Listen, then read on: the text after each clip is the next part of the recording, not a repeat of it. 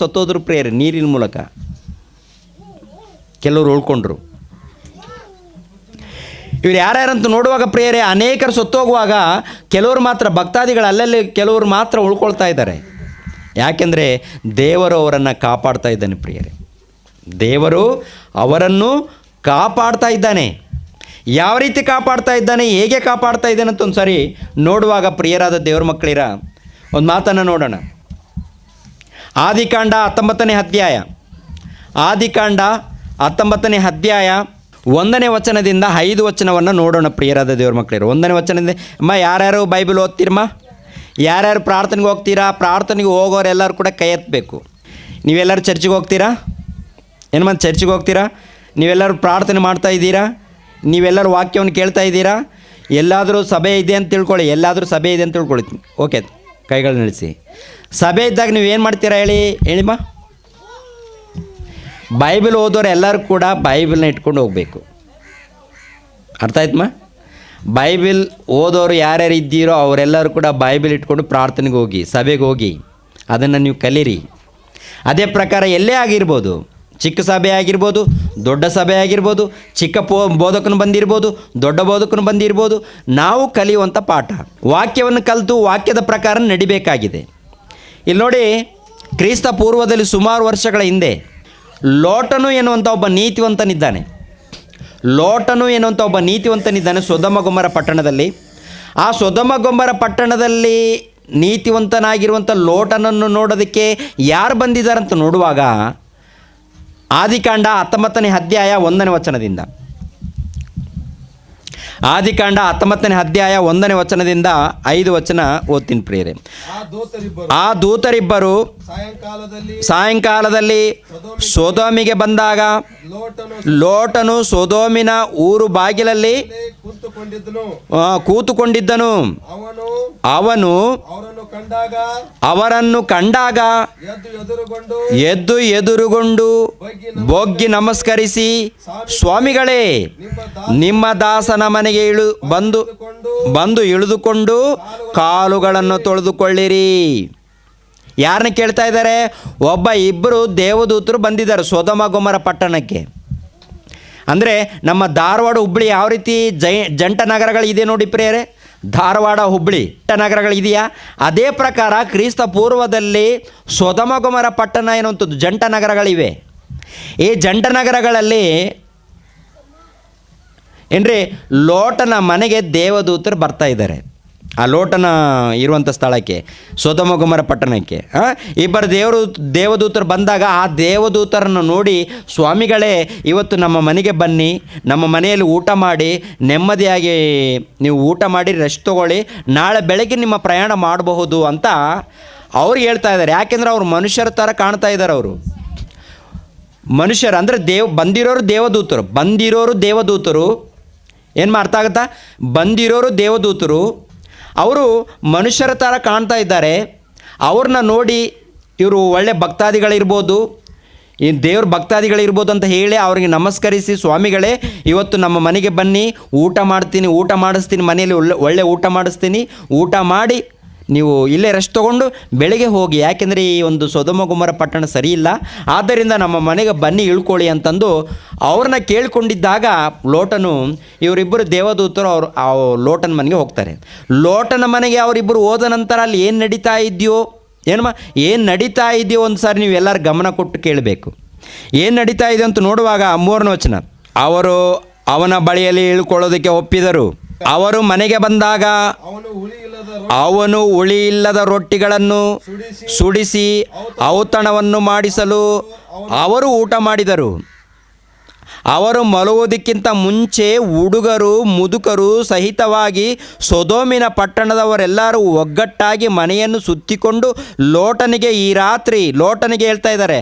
ಅಂದರೆ ಚೆನ್ನಾಗಿ ಅರ್ಥ ಮಾಡ್ಕೊಳ್ಳಿ, ಏನು ಗೊತ್ತಾ, ಇಬ್ಬರು ದೇವದೂತರು ಬಂದಿದ್ದಾರೆ. ಆ ದೇವದೂತರ ಲೋಟನ್ ತನ್ನ ಮನೆಗೆ ಕರ್ಕೊಂಡೋಗಿದ್ದಾನೆ, ಒಳ್ಳೆ ಊಟ ಏರ್ಪಾಟ್ ಮಾಡಿದ್ದಾನೆ, ಊಟ ಮಾಡಿದ್ದಾರೆ. ಅವರು ಮಲಗೋದಕ್ಕಿಂತ ಮುಂಚೆ ಊರಿನಲ್ಲಿರುವಂಥ ಊರಿನಲ್ಲಿ ಅಂತಂದರೆ ಹಿರಿಯರು, ದೊಡ್ಡವರು, ಮುದುಕರು, ಹುಡುಗರು ಎಲ್ಲರೂ ಬಂದಿದ್ದಾರಂತೆ. ಯಾರ ಮನೆಗೆ? ಲೋಟನ ಮನೆಗೆ ಯಾರು ಬಂದಿದ್ದಾರೆ? ಇಬ್ಬರು ದೇವದೂತರು ಬಂದಿದ್ದಾರೆ. ಆ ಇಬ್ಬರು ದೇವದೂತರು ಅಂತ ತಿಳಿಯದೆ ಹೊಸ ಮನುಷ್ಯರು ನಮ್ಮ ಊರಿಗೆ ಬಂದಿದ್ದಾರೆ ಅಂತ ಹೇಳಿ ಲೋಟನ ಮನೆಗೆ ಅವರು ಆ ದೇಶ ಆ ಒಂದು ಪಟ್ಟಣದಲ್ಲಿರುವಂಥ ಪ್ರಜೆಗಳೆಲ್ಲ ಬಂದು ನುಗ್ಗುತ್ತಾ ಇದ್ದಾರೆ ಪ್ರೇರೆ. ಏನಂತ ಇದ್ದಾರೆ ನೋಡಿ ಪ್ರೇರೆ, ಆ ಪ್ರಜೆಗಳು ಲೋಟನಿಗೆ ಏನು ಹೇಳ್ತಾ ಇದ್ದಾರೆ, ಆ ಪ್ರಜೆಗಳು ಲೋಟನಿಗೆ ಹೇಳುವಂಥ ಮಾತೇನು ನೋಡಿ ಪ್ರಿಯರೇ. 4ನೇ ವಚನ, ಅವರು ಮಲಗೋದಕ್ಕಿಂತ ಮುಂಚೆ ಹುಡುಗರು ಮುದುಕರು ಸಹಿತವಾಗಿ ಸೊದೋಮಿನ ಪಟ್ಟಣದವರೆಲ್ಲರೂ ಒಗ್ಗಟ್ಟಾಗಿ ಮನೆಯನ್ನು ಸುತ್ತಿಕೊಂಡು ಲೋಟನೇ ಈ ರಾತ್ರಿ ನಿನ್ನ ಬಳಿಗೆ ಬಂದ ಮನುಷ್ಯರು ಎಲ್ಲಿ? ಈ ರಾತ್ರಿ ನಿನ್ನ ಮನೆಗೆ ಬಂದಿದ್ದಾರಲ್ಲ ಅವರೆಲ್ಲಿ? ಅವರನ್ನು ಹೊರಕ್ಕೆ ತೆಗೆದುಕೊಂಡು ಬಾ, ಅವರೊಡನೆ ನಮಗೆ ಸಂಗಮವಾಗಬೇಕು. ಏನು ಹೇಳ್ತಾ ಇದ್ದಾರಮ್ಮ? ಸೊದಮ ಗೊಮರ ಪಟ್ಟಣದಲ್ಲಿರುವಂಥ ಪ್ರಜೆಗಳು ಏನು ಹೇಳ್ತಾ ಇದ್ದಾರೆ? ಲೋಟನು ನೀತಿವಂತನು, ಭಕ್ತನು. ಲೋಟನು ದೇವರಂದರೆ ಭಯ ಇದೆ, ದೇವರಂದರೆ ಭಕ್ತಿ ಇದೆ, ದೇವ್ರಿಗೋಸ್ಕರ ಏನಾದರೂ ಒಳ್ಳೆ ಕಾರ್ಯಕ್ರಮಗಳು ಮಾಡಬೇಕು ಎನ್ನುವಂಥ ಒಳ್ಳೆ ಮನಸ್ಸಿದೆ, ನೀತಿವಂತನು. ಆ ನೀತಿವಂತನಾಗಿರುವಂಥ ಲೋಟನ ಮನೆಗೆ ಇಬ್ಬರು ಬಂದಿರುವಾಗ ಆ ಇಬ್ಬರನ್ನು ನೋಡಿ ಆ ಊರಿನಲ್ಲಿರುವಂಥ ಎಲ್ಲ ಪ್ರಜೆಗಳು ಯಾರ್ಯಾರು ಬಂದಿದ್ದಾರೆ ಗೊತ್ತಾ? ಮುದುಕರು, ಹುಡುಗರು, ಯೌವನಸ್ಥರು. ಊರಿನಲ್ಲಿರುವಂಥ ಎಲ್ಲರೂ ಬಂದು ಮನೆಯನ್ನು ತಟ್ಟಿ ಮನೆಯನ್ನು ಹೊಡಿತಾ, ಲೋಟನೇ ನಿನ್ನ ಮನೆಗೆ ಇವತ್ತು ಬಂದಿದ್ದಾರಲ್ಲ ಅವರನ್ನು ಹೊರಗಡೆ ಕರ್ಕೊಂಡು ಬಾ. ಯಾಕೆ? ಏನಾದರೂ ಊಟ ಹಾಕೋದಕ್ಕ? ಇಬ್ಬರು ಹೊಸಬ್ರು ಬಂದಿದ್ದಾರೆ ಊರಿಗೆ, ಅವ್ರಿಗೇನಾದರೂ ಊಟ ಉಪಚಾರ ಮಾಡೋದಕ್ಕ? ಅಲ್ಲ ರೀ. ಯಾಕೆ ಕರೀತಾ ಇದ್ದಾರೆ ಗೊತ್ತಾ? ನಿಮ್ಮ ಮನೆಗೆ ಬಂದಿದ್ದಾರಲ್ವ ಅವರಿಬ್ಬರನ್ನು ಹೊರಗಡೆ ಕರ್ಕೊಂಡು ಬಾ, ಇವತ್ತು ನಮ್ಮೊಡನೆ ಅವರಿಗೆ ಸಂಗಮವಾಗಬೇಕು. ಅವ್ರ ಮೂಲಕ ಸಂಗಮ ಅಂದರೆ ಅವರೊಟ್ಟಿಗೆ ನಾವು ಮಲಗಬೇಕಂತಾರೆ ಪ್ರಿಯರೇ. ಅರ್ಥ ಆಗುತ್ತಾ? ಲೈಂಗಿಕವನ್ನು ನಡೆಸಬೇಕು ಅವರೊಟ್ಟಿಗೆ ನಾವು ಮಲಗಬೇಕು, ನಮ್ಮ ಕೋರಿಕೆಯನ್ನು ತೀರಿಸ್ಕೊಳ್ಬೇಕು. ನಮಗೆ ಕೋರಿಕೆ ಇದೆ, ಕಾಮ ಕೋರಿಕೆ ಇದೆ. ಹೊಸಬ್ರು ಇಬ್ಬರು ಬಂದಿದ್ದಾರೆ, ಅವರು ನಮ್ಮ ಮಧ್ಯಕ್ಕೆ ಕರ್ಕೊಂಡು ಬಾ, ಅವರೊಟ್ಟಿಗೆ ನಮ್ಮ ಕಾಮ ಕೋರಿಕೆಯನ್ನು ತೀರಿಸ್ಕೊಳ್ಬೇಕು ಅಂತಂದು ಹೇಳ್ತಾ ಇದ್ದಾರೆ ಪ್ರೇರೆ. ಆ ಒಂದು ಪಟ್ಟಣದಲ್ಲಿರುವಂಥ ಪ್ರಜೆಗಳು ಬಂದಿರೋರು ಯಾರು ಪ್ರೇರೆ? ದೇವದೂತರು. ಮನುಷ್ಯರ ಆಕಾರವನ್ನು ಧರಿಸ್ಕೊಂಡು ಬಂದಿದ್ದಾರೆ, ಮನುಷ್ಯರ ಥರ ಬಂದಿದ್ದಾರೆ. ಹೊಸ ಮನುಷ್ಯರು ಬಂದರೆ ಊರಿನಲ್ಲಿರುವಂಥ ಪ್ರಜೆಗಳು ಏನು ಮಾಡಬೇಕು? ಏನಪ್ಪ ನಿಮ್ಮದು ಯಾವ ಊರು? ಏನಾದರೂ ಊಟ ಕೊಡಬೇಕಾ? ಇಲ್ಲ ನಿಮ್ಮ ರೆಸ್ಟ್ ಮಾಡ್ತೀರಾ ಅಂತ ಒಳ್ಳೆ ಮಾತನ್ನು ಹೇಳೋದು ಬಿಟ್ಟು, ಒಳ್ಳೆಯದನ್ನು ಕೇಳೋದು ಬಿಟ್ಟು ಎಂಥ ಮಾತನ್ನು ಕೇಳ್ತಾ ಇದ್ದಾರೆ ನೋಡ್ತಿದ್ದೀರಾ? ಆ ಜನರನ್ನು ಹೊರಗಡೆ, ಅವರಿಬ್ಬರನ್ನು ಹೊರಗಡೆ ಕರ್ಕೊಂಡು ಬಾ, ಇವತ್ತು ನಮ್ಮೊಟ್ಟಿಗೆ ಸಂಗಮವಾಗಬೇಕು. ನೋಡಿ, ಅದೇ ಮಾತನ್ನು ಇದೇ ಪ್ರೇಯರ್, ನಾನೇನು ಕಲ್ಪನೆ ಹೇಳ್ತಾ ಇಲ್ಲ. ಈ ರಾತ್ರಿ ನಿನ್ನ ಬಳಿಗೆ ಬಂದ ಮನುಷ್ಯರಲ್ಲಿ ಅವರನ್ನು ಹೊರಗೆ ತೆಗೆದುಕೊಂಡು ಬಾ, ಅವರೊಡನೆ ನಮಗೆ ಸಂಗಮವಾಗಬೇಕು. ಅವರೊಟ್ಟಿಗೆ ನಾವು ಕಾಮ ಕೋರಿಕೆಯನ್ನು ತೀರಿಸಿಕೊಳ್ಳಬೇಕು. ಯಾರು? ಪುರುಷರೊಟ್ಟಿಗೆ ಕಾಮ ಕೋರಿಕೆಯನ್ನು ತೀರಿಸ್ಕೊಳ್ತಾರಾ? ಎಂಥ ನೀಚರು ಪ್ರೇಯರೆ. ಈಗಲೂ ಕೂಡ ಪ್ರಪಂಚ ದೇಶದಲ್ಲಿ ದೊಡ್ಡ ದೊಡ್ಡ ದೇಶಗಳು ಎಂದು ಕರೆಯಲ್ಪಡುತ್ತಿರುವವರಲ್ಲಿ ಅನೇಕರು ನೀಚರಿದ್ದಾರೆ. ಎಂಥ ನೀಚರು? ಪುರುಷರು ಮದುವೆ ಮಾಡಿಕೊಳ್ಳುವಂಥದ್ದು. ಎಂಥ ನೀಚರಿದ್ದಾರೆ ಗೊತ್ತಾ ಪ್ರೇಯರೆ? ಹಳ್ಳಿಗಳಲ್ಲಿ ಕೆಲವು ಗ್ರಾಮಗಳಲ್ಲಿ ಪ್ರೇಯರೆ ಒಳ್ಳೆ ಸಂಸ್ಕೃತಿ ಇದೆ ರೀ. ಭಯ ಇರುತ್ತೆ, ಭಕ್ತಿ ಇರುತ್ತೆ, ಒಂದು ಅಣ್ಣ ತಮ್ಮಂದಿರು ಎನ್ನುವಂಥ ಒಂದು ಒಳ್ಳೆ ಒಂದು ನಡವಳಿಕೆಯಿಂದ ಜೀವಿಸುವಂಥದ್ದು ಹಳ್ಳಿ ಪಟ್ಟಣಗಳೇ ನೋಡ್ತೀವಿ. ದೊಡ್ಡ ದೊಡ್ಡ ಸಿಟಿಗಳಲ್ಲಿ ಯಾರು ಅಣ್ಣನೋ, ಯಾರು ತಮ್ಮನೋ, ಯಾರು ತಂಗಿ, ಯಾರು ಅಕ್ಕಳು ಏನು ತಿಳಿಯುವುದಿಲ್ಲ ಪ್ರಿಯರೇ. ಕಾಮಾಂಧಕರು. ಕಾಮ ಕೋರಿಕೆಯನ್ನು ತೀರಿಸ್ಕೊಳ್ಳೋದಕ್ಕೆ ಪುರುಷರು ಕೂಡ ಬೇಕಂತಾರೆ. ಪುರುಷರು ಈಗಿನ ಕಾಲದಲ್ಲಿ ಪುರುಷರಲ್ಲ, ಜಂತುಗಳೊಟ್ಟಿಗೆ ಕಾಮ ಕೋರಿಕೆಗಳನ್ನು ತೀರಿಸ್ಕೊಳ್ಳೋದಕ್ಕೆ ಸಿದ್ಧರಾಗ್ತಾ ಇದ್ದಾರೆ. ಮಾನವ ಮೃಗಗಳು. ಕೆಟ್ಟೋಗಿದೆಯಾ? ಒಳ್ಳೆ ರೀತಿ ಇದೆಯಾ? ಕೆಟ್ಟೋಗಿದೆ. ಸೊದಮ ಗೊಮರ ಪಟ್ಟಣ ಯಾವ ರೀತಿ ಇದೆ ಗೊತ್ತಾ? ಸೊದಮ ಗೊಮರ ಪಟ್ಟಣ ಏನ್ರಿ ಭಯಂಕರವಾದಂಥ ಒಂದು ಕಾಮ ಕೋರಿಕೆಯಲ್ಲಿ, ಭಯಂಕರವಾದಂಥ ವ್ಯಾಮೋಹದಲ್ಲಿ, ಭಯಂಕರವಾದಂಥ ಪಾಪದಲ್ಲಿ ತುಂಬಿ ತುಳುಕ್ತಾ ಇದ್ದಾರೆ. ಅದಕ್ಕೆ ದೇವದೂತರು ಯಾಕೆ ಬಂದಿದ್ದಾರೆ ಅಂತಂದರೆ, ನೀತಿವಂತನಾದ ಲೋಟನನ್ನು ಕಾಪಾಡಬೇಕು. ಪಾಪಾತ್ಮರಾಗಿರುವಂಥ ಆ ಸೊದಮ ಗೊಮರ ಪಟ್ಟಣವನ್ನು ಸುಟ್ಟು ಬೂದಿ ಮಾಡಬೇಕು. ಯಾಕೆ ಬಂದಿದ್ದಾರೆ ಅವರು? ಲೋಟನ ಕಾಲದಲ್ಲಿ, ನೀತಿವಂತನಿರುವಂಥ ಲೋಟನ ಕಾಲದಲ್ಲಿ ಯಾಕೆ ಬಂದಿದ್ದಾರೆ ಸೊದಮ ಗೊಮರ ಪಟ್ಟಣಕ್ಕಂತೂ ನೋಡುವಾಗ ಏನ್ರಿ ಆ ಸೊದಮ ಗೊಮರ ಪಟ್ಟಣವನ್ನು ನಾಶ ಮಾಡೋದಕ್ಕೆ ದೇವರು ತನ್ನ ದೂತರನ್ನು ಕಳಿಸ್ಕೊಟ್ಟಿದ್ದಾನೆ. ಆ ಸೊದಮ ಗೊಮರ ಪಟ್ಟಣವನ್ನು ಬೆಂಕಿ ಮೂಲಕ ಆಕಾಶದಿಂದ ಬೆಂಕಿಯನ್ನು ಸುರಿಸಿ, ಇದೆಯಾ ಆ ಮಾತು? ಏನ್ರಿ ಆ ಮಾತು ಇದೆಯಾ ಪ್ರಿಯರೇ? ಈ 19ನೇ ಅಧ್ಯಾಯದಲ್ಲಿ ಆ ಮಾತನ್ನು ನೋಡ್ತಾ ಇದ್ದರೆ ಪ್ರಿಯರೇ, ಎಲ್ಲ ವಚನಗಳನ್ನು ಓದಿದರೆ ನಿಮ್ಗೆ ಅರ್ಥ ಆಗುತ್ತೆ. ಓದಬೇಕು ನೀವು. ಏನು ಮಾಡಿದಾನೆ ಗೊತ್ತಾ? ಏನು ಮಾಡಿದಾನಂತ ದೇವರು ಏನು ಮಾಡಿದಾನಂತಂದ್ರೆ ಪ್ರಿಯರೇ, ಸೊದಮ ಗೊಮ್ಮರ ಪಟ್ಟಣವನ್ನು ಬೆಂಕಿ ಗಂಧಕಗಳನ್ನು ಸುರಿಸಿ ಆ ತಂದೆಯಾದ ದೇವರು ಬೆಂಕಿ ಮೂಲಕ ನಾಶ ಮಾಡಿದ್ದಾನೆ, ಬೂದಿ ಮಾಡಿದ್ದಾನೆ, ಊರೇ ಸುಟ್ಟಾಕಿದ್ದಾನೆ ರೀ. ಸುಳ್ಳಂತಿದ್ದೀರಾ? ಕ್ರಿಸ್ತ ಪೂರ್ವದಲ್ಲಿ ನಡೆದಿರುವಂಥ ಚರಿತ್ರೆ ಅದು. ಕ್ರಿಸ್ತ ಪೂರ್ವದಲ್ಲಿ ನಡೆದಿರುವಂಥ ಚರಿತ್ರೆ ಅದು. ಪ್ರಿಯರಾದ ದೇವರ ಮಕ್ಕಳಿರ ಆಲೋಚನೆ ಮಾಡಿ, ಯಾರನ್ನ ಕಾಪಾಡಿದ್ದಾನಂತಂದರೆ ನೀತಿವಂತನಾಗಿರುವಂಥ ಲೋಟನ ಮಕ್ಕಳನ್ನು ಕಾಪಾಡಿದ್ದಾನೆ ಪ್ರಿಯರೇ. ಲೋಟನಿಗೆ ಹೇಳಿದ್ದಾನೆ, ಲೋಟನ್ ಅಂದರೆ ಒಬ್ಬ ವ್ಯಕ್ತಿ, ಒಬ್ಬ ನೀತಿವಂತನ ಹೆಸರು, ಒಬ್ಬ ಭಕ್ತನ ಹೆಸರು. ಅರ್ಥ ಆಗುತ್ತೆ ರೀ? ಆ ಭಕ್ತನು ನೀತಿವಂತನು. ಆ ಭಕ್ತನಿಗೆ ದೇವದೂತರು ಹೇಳ್ತಾ ಇದ್ದಾರೆ, ಏನು ಗೊತ್ತಾ? ಲೋಟನೇ, ನಿನ್ನ ಮಾತು ಯಾರ್ಯಾರು ಕೇಳ್ತಾ ಇದ್ದಾರೋ ಅವರೆಲ್ಲರನ್ನ ಕರ್ಕೊಂಡೋಗಿ ಈ ಊರನ್ನು ಬಿಟ್ಟು ಕರ್ಕೊಂಡು ಹೋಗ್ಬಿಡು, ಈ ಊರನ್ನು ಬಿಟ್ಟು ಕರ್ಕೊಂಡು ಹೋಗು, ದೂರ ಹೋಗು. ಯಾಕೆಂದರೆ ಈ ಸೊದಮ ಗೊಮ್ಮರ ಪಟ್ಟಣವನ್ನು ನಾಶ ಮಾಡೋದಕ್ಕೆ ನಾನು ಸಿದ್ಧನಾಗಿದ್ದೀನಿ. ಏನ್ರಿ? ಸೊದಮ ಗೊಮ್ಮರ ಪಟ್ಟಣವನ್ನು ನಾಶ ಮಾಡೋದಕ್ಕೆ ನಾನು ಸಿದ್ಧನಾಗಿದ್ದೀನಿ. ಆದ್ದರಿಂದ ಇವ್ರನ್ನ ನೀವು ಕರ್ಕೊಂಡು ಹೋಗ್ಬಿಡು. ಯಾರ್ಯಾರು ಬರ್ತಾರೆ ನಿನ್ನ ಜೊತೆಗೆ, ಯಾರ್ಯಾರು ಬರ್ತಾರೋ ಎಲ್ಲರನ್ನು ಕರ್ಕೊಂಡು ಹೋಗು ಅಂತಂದಾಗ, ಪ್ರಿಯರಾದ ದೇವ್ರ ಮಕ್ಕಳಿರ ಲೋಟನು ತನ್ನ ಇಬ್ಬರ ಕುಮಾರ್ತೆಯರು, ತನ್ನ ಹೆಂಡತಿ, 4 ಜನ ಊರು ಬಿಟ್ಟು ಹೋಗ್ತಾರೆ ಪ್ರಿಯರೇ. ಆ 4 ಜನರಲ್ಲಿ ಲೋಟನ ಹೆಂಡತಿ ಏನು ಮಾಡ್ತಾಳೆ ಗೊತ್ತಾ? ಹಿಂತಿರುಗಿ ನೋಡ್ತಾಳೆ. ದೇವದೂತರು ಏನಂತ ಹೇಳಿರ್ತಾರೆ ಅಂದರೆ, ದೇವರು ನೀವು ಹಿಂತಿರುಗಿ ನೋಡಬಾರ್ದು, ಹಿಂದಕ್ಕೆ ನೋಡಬಾರ್ದು, ನೀವು ಹಿಂದಕ್ಕೆ ನೋಡಬಾರ್ದು, ಹೋಗ್ತಾ ಇರಬೇಕು, ಹೋಗಿ ದೂರಕ್ಕೆ ಹೋಗಿ, ಈ ಪಟ್ಟಣವನ್ನು ಬಿಟ್ಟು ಹೋಗಿ, ಹಿಂದೆ ತಿರುಗಿ ನೋಡಬೇಡಿ, ಹಿಂದೆ ನೋಡಬೇಡಿ ಅಂತ ಹೇಳಿದ್ದಾನೆ ಪ್ರಿಯರೇ ದೇವರು ದೇವದೂತರ ಮೂಲಕ. ಆದರೆ ಅವ್ರು ಏನು ಮಾಡಿದ್ದಾರೆ ಗೊತ್ತಾ? 4 ಜನ ಹೋಗ್ತಾ ಇದ್ದಾರೆ.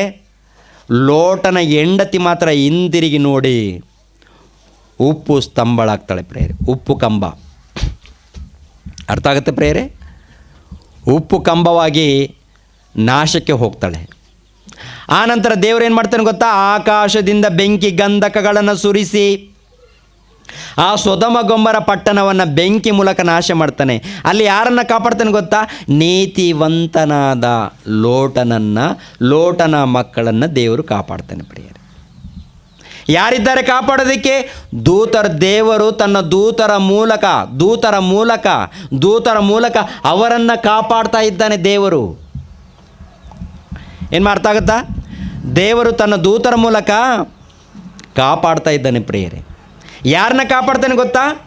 ನೀತಿವಂತರನ್ನು, ಭಕ್ತರನ್ನು. ಇನ್ನು ಎಂಥ ಭಕ್ತರನ್ನು ಕಾಪಾಡಿದನಂತೂ ನೋಡುವಾಗ, ಭಕ್ತರನ್ನು ಯಾವ ರೀತಿ ಕಾಪಾಡಿದನಂತೂ ನೋಡುವಾಗ, ಪ್ರಿಯರಾದ ದೇವ್ರ ಮಕ್ಕಳಿರ, ದಾನಿಯೇಲನ ಗ್ರಂಥ 3ನೇ ಅಧ್ಯಾಯ ಏನ್ರಿ? ದಾನಿಯೇಲ್ ಚರಿತ್ರೆ ನಿಮ್ಗೆ ಎಲ್ಲರಿಗೂ ಗೊತ್ತು. ಈ ದಾನಿಯೇಲ್ ಚರಿತ್ರೆಯಲ್ಲಿ ಪ್ರಿಯರೇ, ದಾನಿಯೇಲ್ ಗ್ರಂಥದಲ್ಲಿ ನೆಬೂಕದ್ನೆಚ್ಚರ್ ಮಹಾರಾಜನು ಇರ್ತಾನೆ. ಅಂದರೆ ದೇಶವನ್ನು ಆಳುವಂಥ ಅರಸನು, ಚಕ್ರವರ್ತಿ, ಪ್ರಪಂಚ ದೇಶವನ್ನು ಆಳುವಂಥ ಚಕ್ರವರ್ತಿ ಇದ್ದಾನೆ. ಈ ಪ್ರಪಂಚ ದೇಶವನ್ನು ಆಳುವಂಥ ಚಕ್ರವರ್ತಿ ಒಂದು ದೊಡ್ಡದೊಂದು ವಿಗ್ರಹವನ್ನು ನಿರ್ಮಾಣ ಮಾಡಿ ಆ ದೇಶದಲ್ಲಿರುವಂಥ ಪ್ರಜೆಗಳಿಗೆ ಏನಂತ ಅಪ್ಪಣೆ ಕೊಡ್ತಾನೆ, ಏನಂತ ಆಜ್ಞೆ ಕೊಡ್ತಾನಂತ ನೋಡುವಾಗ, ಆ ಪ್ರಜೆಗಳಿಗೆಲ್ಲರಿಗೂ ಏನ್ರಿ ಒಂದು ಸಾರಿ ದಾನಿಯೇಲ್ ಗ್ರಂಥ 3ನೇ ಅಧ್ಯಾಯ 5 ವಚನವನ್ನು ಓದಿ ಪ್ರಿಯರೇ, 1ರಿಂದ 5 ತನಕ. ನೀವು ತುತ್ತೂರಿ, ಕೊಳಲು, ಕಿನ್ನರಿ, ತಂಬೂರಿ, ವೀಣೆ, ವಾಲಗ ಮುಂತಾದ ಸಕಲ ವಾಯಿದ್ಯಗಳ ಧ್ವನಿಯನ್ನು ಕೇಳಿದ ಕೂಡಲೇ ನೀವು ಅಡ್ಡಬಿದ್ದು ರಾಜನಾದ ನೆಬೂಕದ್ನೆಚ್ಚರನು ನಿಲ್ಲಿಸಿರುವ ಬಂಗಾರದ ಪ್ರತಿಮೆಯನ್ನು ಪೂಜಿಸಬೇಕು. ಯಾವನು ಅಡ್ಡಬಿದ್ದು ಪೂಜಿಸುವುದಿಲ್ಲವೋ ಅವನು ತಕ್ಷಣವೇ ದಗದಗನೆ ಉರಿಯುವ ಹಾವಿಯೊಳಗೆ ಹಾಕಲ್ಪಡುವನು ಎಂದು ಸಾರಿದನು. ಏನು ಅಪ್ಪಣೆ ಬಂದಿದ್ದಾರೆ? ಪ್ರಪಂಚ ದೇಶವನ್ನು ಆಳುವಂಥ ನೆಬೂಕದ್ನೆಚ್ಚರ್ ಮಹಾರಾಜನಿದ್ದಾನೆ. ಪ್ರಪಂಚ ದೇಶವನ್ನು ಆಳುವಂಥ ಚಕ್ರವರ್ತಿ. ದೇಶವನ್ನು ಆಳುವವರಿಗೆ ಅರಸರು ಅಂತ ಹೇಳ್ತಾರೆ, ಪ್ರಪಂಚವನ್ನು ಆಳುವವರಿಗೆ ಚಕ್ರವರ್ತಿ ಅಂತಾರೆ. ದೇಶವನ್ನು ಆಳುವವರು ಅರಸರು, ಪ್ರಪಂಚವನ್ನು ಆಳುವವರು ಚಕ್ರವರ್ತಿ. ಏನ್ರಿ, ಕ್ರಿಸ್ತ ಪೂರ್ವದಲ್ಲಿ 4 ಮಹಾ ಸಾಮ್ರಾಜ್ಯಗಳಿವೆ. ಒಂದು ಏನ್ರಿ, ಬಬುಲೋನ್ ಮಹಾ ಸಾಮ್ರಾಜ್ಯ, ಮಾದಿಯ ಪಾರಸಿಕ ಸಾಮ್ರಾಜ್ಯ, ಗ್ರೀಕು ಸಾಮ್ರಾಜ್ಯ, ರೋಮಾ ಸಾಮ್ರಾಜ್ಯ. ಈ 4 ಸಾಮ್ರಾಜ್ಯಗಳಲ್ಲಿ ಒಂದು ಸಾಮ್ರಾಜ್ಯ ಏನ್ರಿ, ಬಬುಲೋನ್ ಮಹಾ ಸಾಮ್ರಾಜ್ಯ. ಈ ಸಾಮ್ರಾಜ್ಯವನ್ನು ಆಳುವಂಥ ಚಕ್ರವರ್ತಿ ಹೆಸರು ನೆಬೂಕದ್ನೆಚ್ಚರ್ ಮಹಾರಾಜನು. ಈ ನೆಬೂಕದ್ನೆಚ್ಚರ್ ಮಹಾರಾಜನು ದೊಡ್ಡದೊಂದು ಪ್ರತಿಮೆ, ಬಂಗಾರದ ಪ್ರತಿಮೆಯನ್ನು ನಿಲ್ಲಿಸ್ತಾನೆ. ಈ ಬಂಗಾರದ ಪ್ರತಿಮೆಗೆ ಯಾರು ನಮಸ್ಕಾರ ಮಾಡುವುದಿಲ್ಲವೋ, ಯಾರು ಪೂಜಿಸುವುದಿಲ್ಲವೋ ಅಂಥವರನ್ನು ದಗದಗನೆ ಉರಿಯುವ ಬೆಂಕಿಯೊಳಗೆ ಹಾಕಬೇಕು. ಬೆಂಕಿ ಕೆರೆಯಲ್ಲಿ, ಬೆಂಕಿ ಒಂದು ಕುಣಿಯಲ್ಲಿ ಹಾಕಬೇಕು ಅಂತ ಚಕ್ರವರ್ತಿಯ ಅಪ್ಪಣೆ. ಆವಾಗ ಏನು ಮಾಡ್ತಾರೆ ಅಂದರೆ, ಆ ಒಂದು ಅಪ್ಪಣೆಯನ್ನು ಪಡೆದಿರುವಂಥ ಎಲ್ಲರೂ ಕೂಡ ಗಿರಕ್ಕೆ ನಮಸ್ಕಾರ ಮಾಡ್ತಾರೆ. 3 ಜನ ಮಾತ್ರ ನಮಸ್ಕಾರ ಮಾಡೋದಿಲ್ಲ. ಯಾರವರು? ಶದ್ರಕ್, ಮೇಷಕ್, ಅಬೇದ್ನೆಗೋ ಎನ್ನುವಂಥ 3 ಜನ ಭಕ್ತಾದಿಗಳು. ಈ 3 ಜನ ಭಕ್ತಾದಿಗಳು ಯಾರು ಕೂಡ ನಮಸ್ಕಾರ ಮಾಡೋದಿಲ್ಲ. ಅವಾಗ ಏನಾಗುತ್ತಂದರೆ, ಚಕ್ರವರ್ತಿ ಈ ಸಂಗತಿ ಗೊತ್ತಾದ ನಂತರ ಆ 3 ಜನನ ಕರೆಸಿ, ಯಾಕ್ರೋ ನಾನು ನಿಂದಿರಿಸಿರುವಂಥ ನನ್ನ ಪ್ರತಿಮೆಗೆ ನೀವು ನಮಸ್ಕಾರ ಮಾಡಲ್ವಾ ಅಂತ ಕೇಳಿದಾಗ ಚಕ್ರವರ್ತಿ ಮುಂದೆ ಇವರೇನು ಮಾತಾಡ್ತಾರೆ ಗೊತ್ತಾ? ಪ್ರಪಂಚ ದೇಶವನ್ನು ಆಳುವಂಥ ಚಕ್ರವರ್ತಿಯ ಮುಂದೆ ಮಾತಾಡೋಂಥ ಮಾತೆಂಥದ್ದು ಗೊತ್ತಾ? ಅರಸನೇ, ಚಕ್ರವರ್ತಿಯೇ, ನೀವು ನಿಂದಿರಿಸಿರುವಂಥ ಪ್ರತಿಮೆಗೆ ನಮಸ್ಕಾರ ಮಾಡೋದಿಲ್ಲ. ನಾವು ನಮಸ್ಕಾರ ಮಾಡುವಂಥದ್ದು ಯಾರು ಗೊತ್ತಾ? ಪರಮಾತ್ಮನೊಬ್ಬನಿದ್ದಾನೆ. ನಾವು ಆತನಿಗೆ ನಮಸ್ಕಾರ ಮಾಡ್ತೀವಿ, ಆ ತಂದೆಯಾದ ದೇವರಿಗೆ ನಮಸ್ಕಾರ ಮಾಡ್ತೀವಿ, ಆ ತಂದೆಯಾದ ಪರಮಾತ್ಮನಿಗೆ ನಮಸ್ಕಾರ ಮಾಡ್ತೀವಿ. ಆತನಿದ್ದಾನೆ. ನೀವು ನಿಲ್ಲಿಸಿರುವಂಥ ಪ್ರತಿಮೆಗೆ ನಮಸ್ಕಾರ ಮಾಡುವಂಥ ಅವಶ್ಯಕತೆ ನಮಗಿಲ್ಲ. ಯಾಕೆಂದರೆ ದೇವರಿದ್ದಾನೆ, ಆತನಿಗೆ ನಮಸ್ಕಾರ ಮಾಡಬೇಕು, ಆತನನ್ನು ನಾವು ಪೂಜಿಸಬೇಕು. ಮನುಷ್ಯರಿಗಲ್ಲ, ಮನುಷ್ಯರ ಪ್ರತಿಮೆಗಳಿಗಲ್ಲ, ದೇವರಿಗೆ ಪೂಜಿಸಬೇಕು, ದೇವರನ್ನು ಮಹಿಮೆ ಪಡಿಸಬೇಕು, ದೇವರನ್ನು ಆರಾಧಿಸಬೇಕು. ಅದು ನಾವು ಮಾಡ್ತಾ ಇದ್ದೀವಿ. ಅಂದಾಗ ಆ ಚಕ್ರವರ್ತಿಗೆ ಬಹು ಕೋಪ ಬರುತ್ತೆ. ಬಹು ಕೋಪ ಬಂದಾಗ ಏನು ಮಾಡ್ತಾನೆ ಗೊತ್ತಾ? ಆ ಚಕ್ರವರ್ತಿ ಏನು ಮಾಡ್ತಾ ಇದ್ದಾನಂತ ಒಂದು ಸಾರಿ ನೋಡುವಾಗ 10ನೇ ವಚನ, ಅದರಲ್ಲಿ ತುತ್ತೂರಿ, ಕೋಳಲು, ಕಿನ್ನಾರಿ, ತಂಬೂರಿ, ವೀಣೆ, ವಾಲಗ ಮುಂತಾದ ಸಕಲ ವಾಯಿದ್ಯಗಳ ಧ್ವನಿಯನ್ನು ಕೇಳಿದ ಪ್ರತಿಯೊಬ್ಬನು ಅಡ್ಡಬಿದ್ದು ಬಂಗಾರದ ಪ್ರತಿಮೆಯನ್ನು ಪೂಜಿಸಲಿ. ಯಾವನು ಅಡ್ಡಬಿದ್ದು ಪೂಜಿಸುವುದಿಲ್ಲವೋ ಅವನು ದಗದಗಿಸುವ ಆವಿಯೊಳಗೆ ಹಾಕಲ್ಪಡಲಿ ಎಂದು ಆಜ್ಞೆ ಮಾಡಿದೆಯಲ್ಲ. ನೀನು ಬಾಬೇಲು ಸಂಸ್ಥಾನದ ಕಾರ್ಯಭಾರವನ್ನು ವಹಿಸಿಕೊಟ್ಟ ಶದ್ರಕ್, ಮೇಷಕ್, ಅಬೇದ್ನೆಗೋ ಎಂಬ ಕೆಲವು ಮಂದಿ ಯೆಹೂದ್ಯರು ಇದ್ದಾರೆ. ರಾಜನೇ, ಇವರು ನಿನ್ನನ್ನು ಲಕ್ಷಿಸುವುದಿಲ್ಲ, ನಿನ್ನ ದೇವರುಗಳನ್ನು ಸೇವಿಸುವುದಿಲ್ಲ, ನೀನು ನಿಲ್ಲಿಸಿದ ಬಂಗಾರದ ಪ್ರತಿಮೆಯನ್ನು ಪೂಜಿಸುವುದಿಲ್ಲ ಎಂದು ಅರಿಕೆ ಮಾಡಲು ನೆಬೂಕದ್ನೆಚ್ಚರನು ಉಗ್ರ ಕೋಪ ಉಳ್ಳವನಾಗಿ ಶದ್ರಕ್, ಮೇಷಕ್, ಅಬೇದ್ನೆಗೋ ಎಂಬುವವರನ್ನು ಇಡತರಬೇಕೆಂದು ಆಜ್ಞಾಪಿಸಿದನು. ಹಾಗೆ ಅವರನ್ನು ಇಡತರಲು ನೆಬೂಕದ್ನೆಚ್ಚರನು ಅವರಿಗೆ, ಶದ್ರಕ್, ಮೇಷಕ್, ಅಬೇದ್ನೆಗೋ ಎಂಬುವವರೇ, ನೀವು ನನ್ನ ದೇವರನ್ನು ಸೇವಿಸದೆ ನಾನು ನಿಲ್ಲಿಸಿದ ಬಂಗಾರದ ಪ್ರತಿಮೆಯನ್ನು ಪೂಜಿಸದೆ ಇರುವುದು ಬೇಕೆಂದು ಮಾಡಿದ್ದೋ?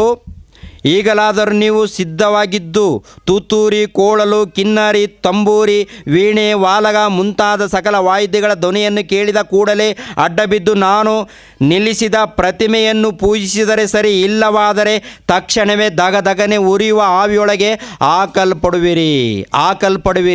ನಿಮ್ಮನ್ನು ನನ್ನ ಕೈಯೊಳಗಿಂದ ಬಿಡಿಸಬಲ್ಲ ದೇವರು ಯಾರು? ನಿಮ್ಮನ್ನು ನನ್ನ ಕೈಯಿಂದ ಬಿಡಿಸಬಲ್ಲ ದೇವರು ಯಾರು ಎಂದು ಹೇಳಿದರು. ಆದರೆ ಅವರು ಇದನ್ನು ಕೇಳಿ ಶದ್ರಕ್, ಮೇಷಕ್, ಅಬೇದ್ನೆಗೋ ಎಂಬುವರು ರಾಜನಿಗೆ, ನೆಬೂಕದ್ನೆಚ್ಚರನೇ, ಈ ವಿಷಯದಲ್ಲಿ ನಾವು ನಿಮಗೆ ಏನು ಹೇಳಬೇಕಾಗಿಲ್ಲ. ಅರಸೇ, ನಾವು ಸೇವಿಸುವ ದೇವರು ಚಿತ್ತವಿದ್ದರೆ ಆತನು ದಗದಗನೆ ಉರಿಯುವ ಆವಿಯೊಳಗಿಂದ ನಮ್ಮನ್ನು ಬಿಡಿಸಬಲ್ಲನು. ಹೇಗೋ ನಿನ್ನ ಕೈಯಿಂದ ನಮ್ಮನ್ನು ಬಿಡಿಸುವನು. ಚಿತ್ತವಿದ್ದರೂ ರಾಜನೇ, ಇದು ನಿನಗೆ ತಿಳಿದಿರಲಿ, ನಾವು ನಿನ್ನ ಪ್ರತಿಮೆಗಳನ್ನು ಸೇವಿಸುವುದಿಲ್ಲ, ನೀನು ನಿಲ್ಲಿಸಿದ ಬಂಗಾರದ ಪ್ರತಿಮೆಯನ್ನು ಪೂಜಿಸುವುದಿಲ್ಲ ಎಂದು ಉತ್ತರ ಕೊಟ್ಟರು. ಆಗ ನೆಬೂಕದ್ನೆಚ್ಚರನು ಕೋಪೋದ್ರೇಕದಿಂದ ಮುಖಭಾವವನ್ನು ಬೇರೆ ಮಾಡಿಕೊಂಡು ಆವಿಗೆಯನ್ನು ನಿತ್ಯಕ್ಕಿಂತ 7ರಷ್ಟು ಹೆಚ್ಚಾಗಿ ಉರಿಸಬೇಕೆಂದು ಆಜ್ಞಾಪಿಸಿದನು.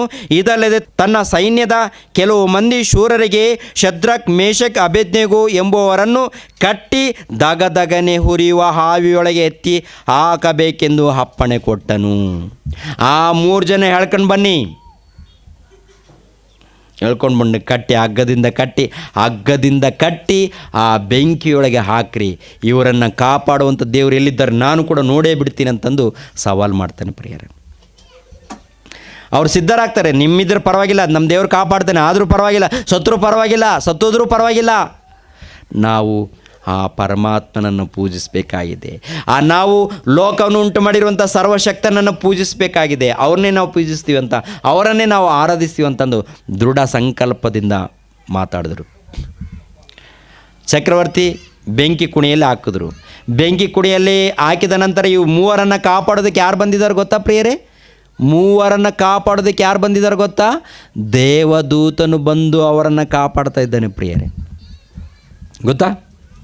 ಅದೆಲ್ಲ ಓದ್ತಾ ಹೋಗ್ಬೇಕು, ಯಾಕಂದರೆ ಸಮಯ ಜಾಸ್ತಿ ಆಗುತ್ತೆ. ಎಲ್ಲ ವಚನಗಳನ್ನು ಬಿಡಿಸಿ ಹೇಳಬೇಕಾದ್ರೆ ಸಮಯ ಜಾಸ್ತಿ ಆಗುತ್ತೆ. ಎಲ್ಲ ಓದ್ತಾ ಹೋದ್ರೆ ಗೊತ್ತಾಗುತ್ತೆ ಪ್ರಿಯರೇ. ಅವರು ಮೂವರನ್ನ ಕಾಪಾಡೋದಕ್ಕೆ ಯಾರು ಬಂದಿದ್ದಾರೆ ಗೊತ್ತಾ?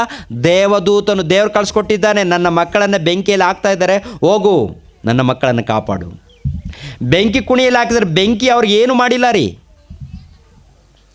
ಬೆಂಕಿ ಕುಣಿಯಲ್ಲಿ ಹಾಕಿದಾಗ ಬೆಂಕಿ ಇದೆ ನೋಡಿ ಪ್ರಿಯರೇ, ಬೆಂಕಿ ಉರಿಬೇಕು, ಆದರೆ ಉರಿಯುವಂಥ ಗುಣ ಹೊರಟೋಗಿದೆ ರೀ ಇವ್ರು ಮೂವರು ಹಾಕಿದ ತಕ್ಷಣ. ಯಾಕೆ ಹೋಗಿದೆ ಅಂತಂದರೆ ದೇವದೂತನಲ್ಲಿದ್ದಾನೆ. ದೇವದೂತನ ಅವರು ಇದ್ದು ಅವರನ್ನು ಕಾಪಾಡ್ತಾ ಇದ್ದಾನೆ. ಯಾರನ್ನು? ನೀತಿವಂತರನ್ನು, ದೇವರ ಮಕ್ಕಳನ್ನು, ದೇವರ ಭಕ್ತಾದಿಗಳನ್ನು ಆ ನೀತಿವಂತರನ್ನು ಕಾಪಾಡ್ತಾ ಇದ್ದಾನೆ ಪ್ರಿಯರೇ. ಆ ನೀತಿವಂತರನ್ನು ದೇವರು ತನ್ನ ದೂತರ ಭದ್ರತೆ ವ್ಯವಸ್ಥೆ ಮೂಲಕ, ಗೊತ್ತಾ? ಅಂದರೆ ದೇವರು ತನ್ನ ಭಕ್ತಾದಿಗಳನ್ನು ಕಾಪಾಡ್ತಾನೆ ಪ್ರಿಯರಾದ ದೇವ್ರ ಮಕ್ಕಳೇ. ತನ್ನ ಭಕ್ತಾದಿಗಳನ್ನು, ನಿಜವಾದ ಭಕ್ತಾದಿಗಳು ಎಲ್ಲಿದ್ದಾರೋ, ನಿಜವಾದ ನೀತಿವಂತರು ಎಲ್ಲಿದ್ದಾರೋ ಅಂಥ ನೀತಿವಂತರನ್ನು ದೇವರು ಖಚಿತವಾಗಿ ಕಾಪಾಡ್ತಾನೆ. ಅದೇ ರೀತಿಯಲ್ಲಿ ದಾನಿಯೇಲನನ್ನು ಕೂಡ ನೋಡುವಾಗ ಪ್ರಿಯರೇ, ಆತನ ಕಾಲದಲ್ಲಿ ಚಕ್ರವರ್ತಿ, ಇನ್ನೊಬ್ಬ ಚಕ್ರವರ್ತಿ ಇರ್ತಾನೆ, ಬೇರೆ ಚಕ್ರವರ್ತಿ. ಆ ಚಕ್ರವರ್ತಿ ಮೂಲಕ ಒಂದು ಆಜ್ಞೆ ಬರುತ್ತೆ ಏನ್ರಿ, ಅಲ್ಲಿರುವಂಥ ಪ್ರಜೆಗಳು, ಅಂದರೆ ಆ ಚಕ್ರವರ್ತಿ ಕೈ ಕೆಳಗಡೆ ಇರುವಂಥ ನಾಯಕರು, ಅಧಿಕಾರಿಗಳು, ಮಂತ್ರಿಗಳಿರ್ತಾರೆ ನೋಡ್ರಿ. ಇವರು ಏನು ಮಾಡ್ತಾರೆ ದಾನಿಯೇಲನನ್ನು ಸಾಯಿಸೋದಕ್ಕೆ ಪ್ಲಾನ್ ಮಾಡ್ತಾರೆ, ದಾನಿಯೇಲನನ್ನು ಸಾಯಿಸೋದಕ್ಕೆ ಕುತಂತ್ರ ಮಾಡ್ತಾರೆ. ಕುತಂತ್ರ ಮಾಡಿ ಮಂತ್ರಿಗಳು, ಅಧಿಕಾರಿಗಳು ಕುತಂತ್ರ ಮಾಡಿ ಅರಸನ ಬಳಿಗೆ ಹೋಗಿ, ಅರಸನೇ ಕೆಲವು ದಿನಗಳು ನಿನ್ನನ್ನೇ ಆರಾಧಿಸಬೇಕು, ನಿನ್ನನ್ನೇ ಪೂಜಿಸಬೇಕು, ಯಾವ ದೇವರನ್ನು ಆರಾಧಿಸಬಾರ್ದು, ಇದು ನಿಮ್ಮ ಆಜ್ಞೆ ಆಗಬೇಕು, ಇದು ನಿಮ್ಮ ಅಪ್ಪಣೆ ಆಗಬೇಕು ಅಂತ ಮಂತ್ರಿಗಳು, ಅಧಿಕಾರಿಗಳು, ಪ್ರಧಾನರು ಹೋಗಿ ಚಕ್ರವರ್ತಿ ಬಳಿಯಲ್ಲಿ ಹೋದಾಗ ಈ ದೇಶದಲ್ಲೊಂದು ಆಜ್ಞೆ ಉಂಟಾಗಬೇಕು. ಏನದು? ನಿಮ್ಮನ್ನೇ ಪೂಜಿಸಬೇಕು, ನಿಮ್ಮನ್ನೇ ಆರಾಧಿಸಬೇಕು. ನಿಮ್ಮನ್ನು ಬಿಟ್ಟು ಒಂದು ವೇಳೆ ಯಾರನ್ನು ಆರಾಧಿಸಿದರೆ, ಬೇರೆ ದೇವರನ್ನು ಆರಾಧಿಸಿದರೆ ಅಂಥವರನ್ನು ಸಿಂಹದ ಗವಿಯಲ್ಲಿ ಹಾಕಬೇಕು. ಸಿಂಹದ ಗವಿ ಇರುತ್ತೆ ರೀ, ಸಿಂಹಗಳ ಗವಿ. ಒಂದು ವೇಳೆ ರಾಜನಿಗೆ, ಚಕ್ರವರ್ತಿ ವಿರುದ್ಧವಾಗಿ ನಡ್ಕೊಂಡ್ರೆ ಅಂಥವರನ್ನು ಸಿಂಹದ ಗವಿಯಲ್ಲಿ ಹಾಕಬೇಕು ಅನ್ನೋಂಥ ಅಪ್ಪಣೆ ಉಂಟಾಗುತ್ತೆ. ಎಲ್ಲರೂ ಆ ಚಕ್ರವರ್ತಿ ಮಾತಿಗೆ ಬೆಲೆ ಕೊಡ್ತಾರೆ. ಆದರೆ ಒಬ್ಬನು, ಯಾರು? ದಾನಿಯೇಲನು ಎನ್ನುವಂಥ ಭಕ್ತನಿದ್ದಾರೆ. ಈ ದಾನಿಯೇಲನು ಎನ್ನುವಂಥ ಭಕ್ತನೇನು ಮಾಡ್ತಾನಂದರೆ ಪ್ರಿಯರಾದ ದೇವ್ರ ಮಕ್ಕಳಿರ, ಅವ್ರ ಮಾತಿಗೆ ಒಳಪಡಲ್ಲ. ಯಾಕೆಂದರೆ ನನಗೆ ದೇವರಿದ್ದಾನೆ, ದೇವರೊಟ್ಟಿಗೆ ನಾನು ಪ್ರಾರ್ಥನೆ ಮಾಡ್ತೀನಿ ಅಂತ ಪ್ರತಿದಿನ ಯಾವ ರೀತಿ ಪ್ರಾರ್ಥನೆ ಮಾಡ್ಕೊಳ್ತಾ ಇದ್ದಾನೋ, ಪ್ರತಿದಿನ ಯಾವ ರೀತಿ ದೇವರನ್ನು ಸ್ತುತಿ ಮಾಡ್ತಾ ಇದ್ದಾನೋ ಆ ರೀತಿ ಪ್ರಾರ್ಥನೆ ಮಾಡ್ಕೊಳ್ತಾ ಇದ್ದಾನೆ. ಇವ್ರು ನೋಡಿ ಆತನನ್ನು ಇಟ್ಕೊಂಡು ಹೋಗ್ತಾರೆ ಅರಸನ ಬಳಿಯಲ್ಲಿ, ಚಕ್ರವರ್ತಿ ಬಳಿಯಲ್ಲಿ. ಆ ಚಕ್ರವರ್ತಿಯೇ, ಈತನು ನಿಮ್ಮ ಆಜ್ಞೆಯನ್ನು ಮೀರಿದ ಕಾರಣ ಈತನನ್ನು ಬೆಂಕಿಯ ಕೆರೆಯಲ್ಲಿ ಎಲ್ಲಿ? ಸಿಂಹದ ಗವಿಯಲ್ಲಿ ಆಗಬೇಕಾಗಿದೆ ಅಂತ ಹೇಳಿದಾಗ ಅವ್ರ ಮಾತಿಗೆ ಒಳಪಟ್ಟು ಮತ್ತು ದಾನಿಯೇಲನನ್ನು ಸಿಂಹದ ಗವಿಯಲ್ಲಿ ಹಾಕ್ತಾರೆ ಪ್ರಿಯರೇ. ಸಿಂಹದ ಗವಿಯಲ್ಲಿ ಹಾಕಿದಾಗ ಯಾರು ಬರ್ತಾರೆ ಗೊತ್ತಾ? ಅಲ್ಲಿ ಕೂಡ ದೇವದೂತರು ಬಂದು ದಾನಿಯೇಲನನ್ನು ಕಾಪಾಡ್ತಾರೆ. ಎಷ್ಟೋ ಸಿಂಹಗಳಿರುತ್ತೆ ಸಿಂಹದ ಗವಿಯಲ್ಲಿ, ಒಂದು ಸಿಂಹ ಅಲ್ಲ, ಅನೇಕ ಸಿಂಹಗಳಿರುತ್ತೆ ಪ್ರಿಯರೇ. ಒಬ್ಬ ಮನುಷ್ಯನನ್ನು ಹಾಕಿದರೆ ಒಂದು ಸಿಂಹ ಏನು ಮಾಡುತ್ತೆ ಹೇಳಿ ಪ್ರಿಯರೇ? ತಿನ್ನಲ್ಲ. ಸಿಂಹಗಳು ಬಂದಾಗ ಪ್ರಿಯರೇ, ಒಂದು 4 ಸಿಂಹಗಳು ಬಂದರೆ ಒಂದು ತಲೆ ಹಿಡಿಯುತ್ತೆ, ಇನ್ನೊಂದು ಕಾಲು ಹಿಡಿಯುತ್ತೆ, ಇನ್ನೊಂದು ಕೈ ಹಿಡಿಯುತ್ತೆ, ಎಲ್ಲ ಪೀಸ್ ಆಗುತ್ತೆ, ಹೌದಲ್ವಾ? ಒಂದೇ ಒಂದು 10 ನಿಮಿಷದಲ್ಲಿ ಮನುಷ್ಯನ ಎಲುಬು ಕೂಡ ಕಾಣಲ್ಲ ಅಲ್ಲಿ. ಅಂಥ ಒಂದು ಸ್ಥಿತಿ, ಅಂಥ ಗವಿಯಲ್ಲಿ ಹಾಕಿದ್ದಾರೆ. ಯಾರನ್ನ? ದಾನಿಯೇಲನನ್ನು, ದಾನಿಯೇಲನು ಭಕ್ತನು, ನೀತಿವಂತನು. ಅಂಥ ವ್ಯಕ್ತಿಯನ್ನು ಗವಿಯಲ್ಲಿ ಹಾಕಿದ್ದಾರೆ, ಸಿಂಹದ ಗವಿಯಲ್ಲಿ ಹಾಕಿದ್ದಾರೆ. ಆ ಸಿಂಹಗಳು ಒಂದು ಕೂಡ ಆತನನ್ನು ಮುಟ್ಟಿಲ್ಲ ರೀ. ಯಾಕೆ ಗೊತ್ತಾ? ದಾನಿಯೇಲ್ ಬಳಿಯಲ್ಲಿ ದೇವದೂತನು ಬಂದು ನಿಂತ್ಕೊಂಡಿದ್ದಾನೆ. ದಾನಿಯೇಲ್ ಬಳಿಯಲ್ಲಿ ದೇವದೂತನು. ಆ ಸಿಂಹಗಳು ಎಲ್ಲಿದೆಯೋ ಅಲ್ಲೇ ಇವೆ. ಆತನನ್ನು ಹಾನಿ ಮಾಡಿಲ್ಲ. ಯಾಕೆ?